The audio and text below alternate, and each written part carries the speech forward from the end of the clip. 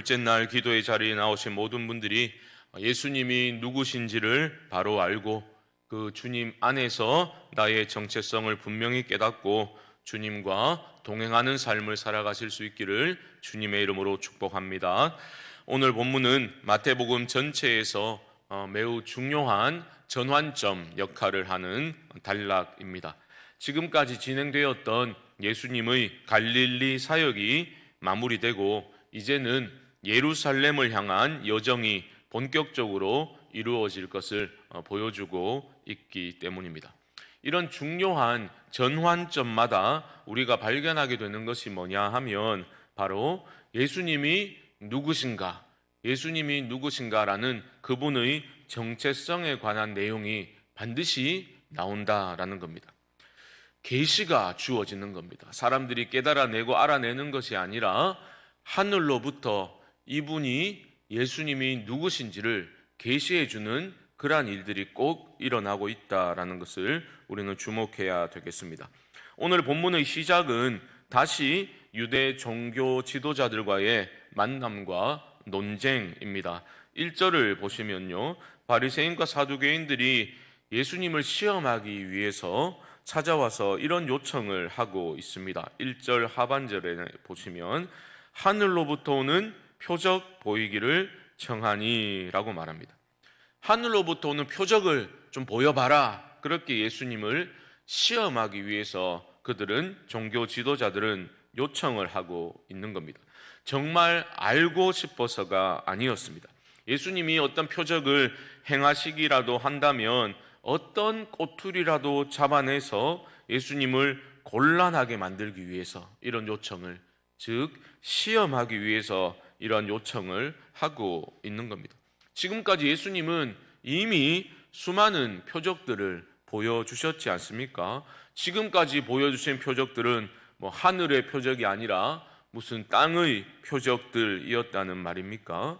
이런 요청 자체가 종교 지도자들의 완악함과 영적인 무지함을 잘 보여주고 있습니다. 주님께서는 그런 그들을 향해서 뭐라고 말씀하십니까? 3절 하반절을 보시면 너희가 날씨는 분별할 줄 알면서 시대의 표적은 분별할 수 없느냐, 그렇게 말씀하십니다. 하늘의 표적을 구했던 그들에게 주님은 하늘을 말씀하고 계시죠. 너희는 하늘을 보고 오늘 날이 좋겠다, 날이 굳겠다, 일반적인 지혜를 가지고 그렇게 말은 잘하면서 어찌 시대의 표적은 분별을 못하느냐, 사실상 책망을 하고 계신 겁니다. 여기서 주님이 말씀하고 계신 시대의 표적이라는 것은 예수님께서 이미 행하신 그 하늘의 표적들로 상징되는 예수 그리스도의 모든 사역을 가리키는 것입니다. 또한 예수님 자신을 가리키고 있다라고 이해하시면 되겠습니다. 이런 겁니다. 종교 지도자들은 그들 눈앞에 지금 예수님이 계심에도 불구하고 예수님이 어떤 분이신지를 도무지 깨닫지 못하고서 자꾸만 하늘의 표적을 구하며 예수님을 시험하고 있다라는 거죠. 이 얼마나 어리석은 모습인가. 주님은 그들의 어리석음을 들추어 내고 계신 겁니다. 그러면서 하시는 말씀이 무엇이었습니까? 하늘의 표적을 구하는 그들에게 내가 보여줄 표적은 요나의 표적밖에 없다. 요나의 표적은 잘 아시는 것처럼 그가 물고기 뱃속에서 스올로 내려가 사흘 동안 있었던 것처럼 주님은 이 요나의 표적이라는 표현을 통해서 앞으로 이루어질 자신의 죽음과 부활을 암시하고 계신 겁니다. 이제 예수님은 다시 제자들을 이끌고 갈릴리 호수를 건너서 빌립보 가이사랴 지방으로 이동을 하십니다. 그런데 제자들이 실수를 했어요. 무슨 실수를 했습니까? 여행에 필요한 이제 식량이라 할 수 있는 떡을 챙겨오는 것을 제자들이 깜빡했던 겁니다. 이 떡은 얼마 전에 보았던 것, 어제 살펴본 본문에 나온 것처럼 칠병이어의 기적, 그 기적을 행한 후에 남은 떡이었다라고 보시면 되겠습니다. 제자들 사이에서 그런 대화가 오갔던 것을 주님이 들으셨던 겁니다. 야, 떡을 안 챙겨오면 어떡해? 네가 잘 챙겼어야지. 네가 올 당번 아이가. 그런 식으로 제자들 사이에 대화가 오간 것을 주님이 들으셨습니다. 그래서 주님은 떡과 관련된 누룩 이야기를 끄집어내고 계시는 거죠. 6절을 보시면요, 예수께서 이르시되 삼가 바리새인과 사두개인들의 누룩을 주의하라 하시니, 이 말씀을 하시자 제자들은 겉봐라, 주님 또 우리가 떡 안 챙겨온 것을 아시고 뭐라 하시지 않냐, 이런 식의 반응이 있었던 것 같아요. 그러자 주님은 이렇게 말씀하십니다. 8절 보시면 믿음이 작은 자들아 어찌 떡이 없으므로 서로 논의하느냐. 그게 아니라는 거죠. 먹는 떡 얘기하는 게 아닌데 왜 어리석게 그렇게 믿음이 없이 그런 말을 하고 있냐라면서 내가 칠병이어에 기적을 행했지 않냐, 자기 자신이 누구인지를 주님은 제자들에게 말씀하시는 거죠. 그러자 제자들은 그 누룩이 아니라 먹는 떡, 그 떡과 관련된 누룩이 아니라 주님의 말씀은 바리새인과 사두개인들의 교훈, 그들의 잘못된 가르침을 삼가라는 그러한 말씀이구나라는 것을 깨닫게 된 겁니다. 여기서도 다시 대두되는 게 바로 예수님의 정체성이라는 문제라는 것을 우리는 발견하게 되는 거죠. 그런 예수님의 정체성을 깨닫지 못하고 계속해서 하늘의 표적을 구하면서 완악하게 행동했던 그런 종교 지도자들의 부정적인 가르침, 그 가르침인 누룩을 경계해야 한다, 주님은 제자들에게 가르쳐주고 계신 겁니다. 이어져 나오는 여러분들에게 익숙할 그 말씀, 그 내용이 오늘 본문에서 참으로 중요합니다. 빌립보 가이사랴 지방에 이르러서 주님은 자신의 정체성에 대한 질문을 제자들에게 하고 계시죠. 여러분, 이 질문을 하신 곳이 어디였는지를 우리는 주목해야 하겠는데요, 빌립보 가이사랴라는 지방이었다라는 게 참으로 의미심장합니다. 왜냐하면 빌립보 가이사랴라는 것은 그 전에 이전에는 그리스의 숲의 신이라 할 수 있는 그 판에 근거해서 판이라는 신의 이름을 따서 파네아스라는 이름으로 빌립보 가이사랴 지방이 이전에는 불렸습니다.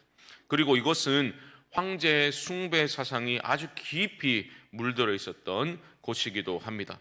사실 빌립보 가이사랴라는 이런 이름도 1세기 초에 아우구스투스 황제의 그 이름 가이사와 헤롯 빌립의 이름을 따서 빌립보 가이사랴라는 이름이 붙여지게 되었음을 기억할 때에, 또한 바로 이곳이 황제의 바다라고 불렸던 디베랴 바다가 내려다 보였던 그러한 장소임을 감안할 때에 바로 이 자리에서 예수님이 나를 누구라 하느냐, 자신의 정체성에 대해서 질문을 던지신 것은 의미심장하다라는 거죠. 즉 주님의 이 질문은 예수님이 다른 신이나 로마 황제보다, 그런 통치자들보다 훨씬 더 높으신 분이시다라는 대답을 기대하게 만드는 그러한 질문이다라고 이해할 수 있겠습니다. 이 질문에 대한 첫 번째 대답이 14절에 나오고 있죠. 보십시오. 이르되 더러는 세례 요한, 더러는 엘리야, 어떤 이는 예레미야나 선지자 중의 하나라 하나이다. 사람들이 이렇게 얘기했다고 제자들이 예수님께 그렇게 말씀드리고 있는 겁니다. 그러자 주님이 다시 물으시죠. 너희는 나를 누구라 하느냐? 다른 사람들이 말하는 예수 아니라 너희들은 나를 누구라 하느냐? 그렇게 질문을 하십니다. 그러자 베드로가 대표로 놀라운 대답을 하고 있지요. 16절 말씀입니다. 주는 그리스도시요 살아계신 하나님의 아들이시니이다. 예수님의 정체성에 대한 올바른 답변입니다. 그러자 주님은 베드로를 칭찬하시죠. 17절 하반절을 보시면 바요나 시모나 네가 복이 있도다. 이를 내게 알게 하니는 혈육이 아니요 하늘에 계신 내 아버지시니라. 요나의 아들 시모나 복이 있다 라고 말씀하셨는데 칭찬을 분명히 하셨죠. 하지만 이게 베드로가 깨달아서 했는 게 아니라는 거죠. 알게 하신 이는 하늘에 계신 내 아버지시다. 하나님이 계시해 주셨다라는 것을 주님은 분명히 강조하고 계십니다. 칭찬하신 후에 놀라운 말씀을 주시죠. 18절 말씀 보십시오. 또 내가 네게 이르노니 너는 베드로라. 내가 이 반석 위에 내 교회를 세우리니 음부의 권세가 이기지 못하리라. 마태복음의 이 말씀은 참으로 엄청난 논란과 논쟁을 이야기했던 그러한 구절입니다. 왜냐하면 가톨릭 진영에서는 이 구절에서 바로 베드로가 최초의 교황이다라는 그들의 사상의 믿음의 근거를 찾고 있기 때문입니다. 하지만 이 구절에서 베드로라는 그 반석 위에 주님이 내 교회를 세우시겠다 말씀하신 것은 자신을 메시아로 고백하는 역할을 한 베드로뿐만이 아니라 다른 제자들도 그와 비슷한 그와 같은 고백을 할 때 그 역할에 동참하게 된다라는 의미로 그의 신앙의 고백을 설령 베드로라 하더라도 그 자신 개인이 아니라 그의 믿음을 귀히 보신 것이라 이해하시는 것이 적절하겠습니다. 이런 관점에서 19절에 나오는 천국 열쇠를 주시겠다라는 말씀 또한 청지기로서의 그 베드로의 역할을 강조하는 것으로 해석되어야 마땅하겠습니다. 중요한 것은 무엇인가 하면 예수님의 사역에 있어 중요한 이러한 변곡점이 있을 때마다 주님이 누구신가 그 정체성이 계시되었다. 이게 중요한 겁니다. 여러분, 공생의 사역을 시작하시면서 주님께서는 세례를 받으셨지 않습니까? 세례를 받으실 때 어떤 일이 일어났습니까? 하늘이 열렸죠. 그리고 음성이 하늘로부터 계시되었습니다. 들려졌습니다. 이는 내 사랑하는 아들이다. 하나님의 음성이 들린 거예요. 예수님이 누구신지, 이는 내 사랑하는 아들이다. 그분의 정체성이 어김없이 알려지게 계시되었던 것을 우리는 알고 있습니다. 그리고 이제는 예수님이 십자가의 순환과 부활의 영광으로 향하는 그 전환점에서 다시 한번 베드로의 입을 통해서 하늘 아버지께서 계시해 주신 예수님이 누구신가? 주는 그리스도시요 살아계신 하나님의 아들이십니다. 주님의 정체성에 대한 계시가 나오고 있는 것입니다. 사랑하는 성도 여러분, 오늘 말씀을 통해서 우리는 다시 한번 우리가 믿는 바에 대해서 생각해 볼 필요가 있겠습니다. 우리가 예수님을 메시아요 나의 구원자로 또 살아계신 하나님의 아들로 믿고 살아간다는 것이 얼마나 복되고 영광스러운 복인지를 우리 모두가 기억하실 수 있기를 바랍니다. 버거운 인생살이에 지쳐가지고 주님이 누구신지도 잊은 채 그렇게 우리가 살아가서는 안 될 것입니다. 모두가 세상 사람들이 황제의 길을 걷고자 할 때에 우리 주님이 걸어가신 그 십자가의 길, 그 길이 곧 복과 생명과 진리의 길임을 우리 모두가 확신하고서 그 주님 안에 내가 있음을 우리가 깨닫고서 나의 부르심을 기억하며 그렇게 주님과 동행하는 복된 삶을 살아가실 수 있게 되기를 주님의 이름으로 간절히 축원드립니다. 기도하겠습니다. 하나님, 우리가 예수님을 나의 구주요 그리스도요 살아계신 하나님의 아들로 고백하며 살아갈 수 있도록 은혜 부어주심을 감사합니다. 우리가 믿고 싶어서가 아니라 하나님 믿음을 선물로 주시고 은혜로 우리를 구원하셨음에 우리가 날마다 주의 이름을 높여 찬양하게 하시고 우리의 삶의 처지와 형편이 어렵다 할지라도 하나님께서 예수 그리스도 안에서 나에게 행하신 놀라운 일들을 기억하며 찬양하는 삶이 열려지도록 하나님 은혜 베풀어 주옵소서. 지금은 우리 주 예수 그리스도의 크신 은혜와 하나님 아버지의 무한하신 사랑하심과 성령님의 교통하심이 새벽기도 11조 둘째 날 기도의 자리에 나오신 모든 분들의 심령 가운데 지금부터 영원토록 함께 있을지어다. 아멘.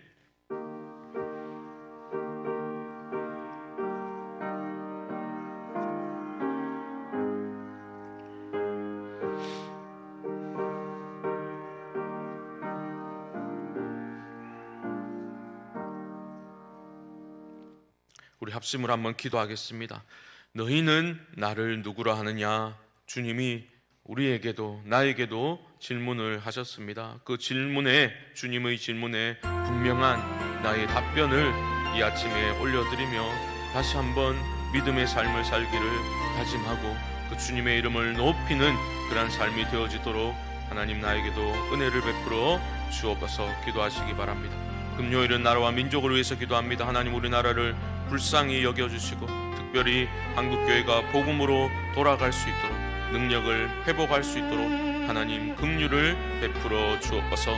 또한 우리 교회가 영혼 구원하여 제자 삼는 교회, 건강한 교회, 성경적인 교회, 하나님이 기뻐하시는 그러한 본질에 충실한 사명 감당하는 교회 되어지도록 하나님 은혜 베풀어 주시고 나를 깨워주시고 우리 교회를 깨워 주시옵소서. 이외에도 개인적인 기도의 제목들과 성령께서 주신 감동을 쫓아 우리 주님의 이름을 한번 부르고 기도하겠습니다. 주여, 하나님 은혜를 감사합니다. 우리가 무엇이간데 우리를 만나주시고 믿음을 주시고 아버지 예수 그리스도 나의 주님, 나의 구원자, 하나님의 아들로 믿고 따르게 하심을 감사합니다. 구원의 은혜를 찬양하고 하나님 감격하고 감사하는 이 하루의 삶이 되게 하여 주시옵소서. 세상살이가 힘들다 할지라도 하나님 주님을 바라보게 하여 주시옵소서. 아버지, 나의 상황에 고정된 시선을 들어 믿음의 주여 온전케 하시는 예수 그리스도를 바라보고 깊이 생각하는 우리의 삶이 되게 하시고 믿음이 회복되어지도록 언제나 우리에게 말씀하시고 언제나 돌이키기를 기다리고 계신 아버지 하나님의 마음을 깨닫게 하여 주시옵소서. 아버지 하나님, 나라 민족을 불쌍히 여기시고 아버지 올라서